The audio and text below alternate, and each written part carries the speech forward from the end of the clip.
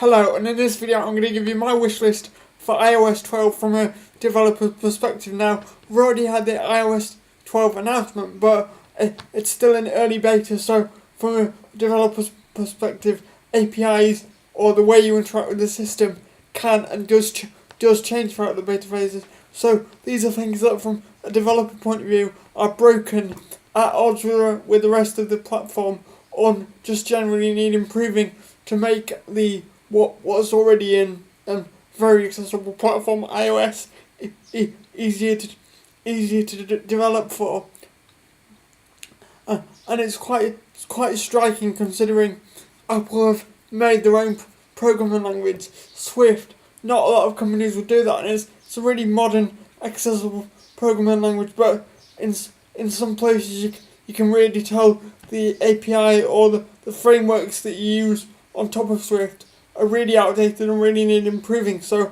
let's dive in.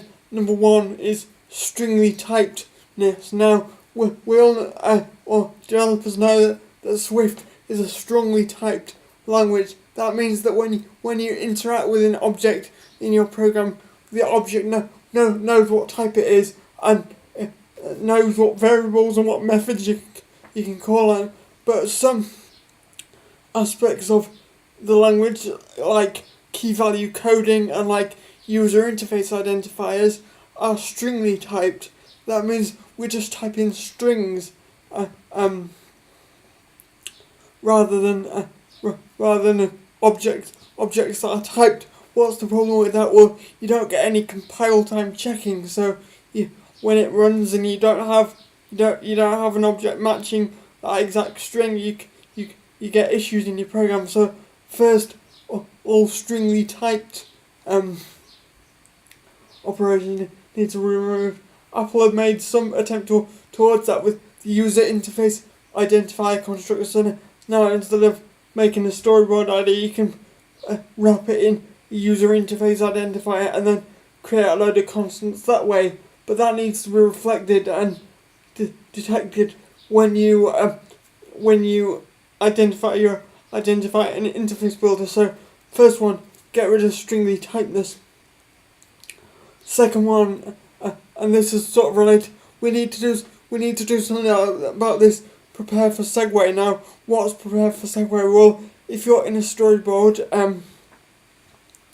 in your iOS app, and you need to allow users to get from one view controller to another view controller. You use something called a segue now to pass to set up the model of the next screen based on the model of the previous screen. Use a method called prepare for segue. Now, there are several problems with that method. One, it uses identifiers that are based on strings, so stringly typed and not strongly typed. But also, it's just one function which returns one type of view controller. So if you have multiple segues, as most view controllers do, you end up having to use some kind of if-else logic or some switch logic. It could do with a much better construct to allow us to define the segues in our app, or a better construct than segues altogether. And then number three is that we need to deal with mutability in Swift. So in Swift we have var and var to define when values are mutable or changeable, and let to define when they're not. But some aspects of the API, like NS attributed string and mutable notification content don't respect that, don't respect that API. So that needs to be updated. There are other things too there, like the weird typing with the camera API and the way you have to import mobile core services just to use the camera, and it's this weird KUT type string rather than to identify the camera type rather than enum.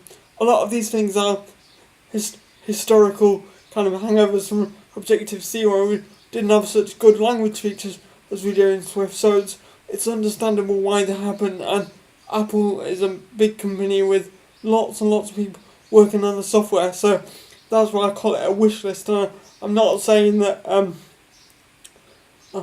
Apple are kind of resting on their laurels, because software development is a very big hurdle. We have some great tools on iOS, like amen to the tools compared to some of the Windows, even the Windows platform stuff that's coming out now. Is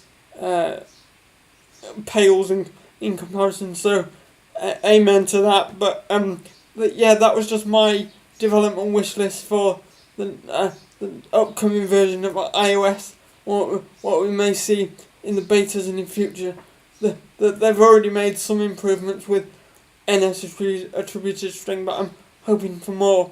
So those key things that I talked about: mutability, dealing with segues, dealing with stringy types, NUS once and for all, and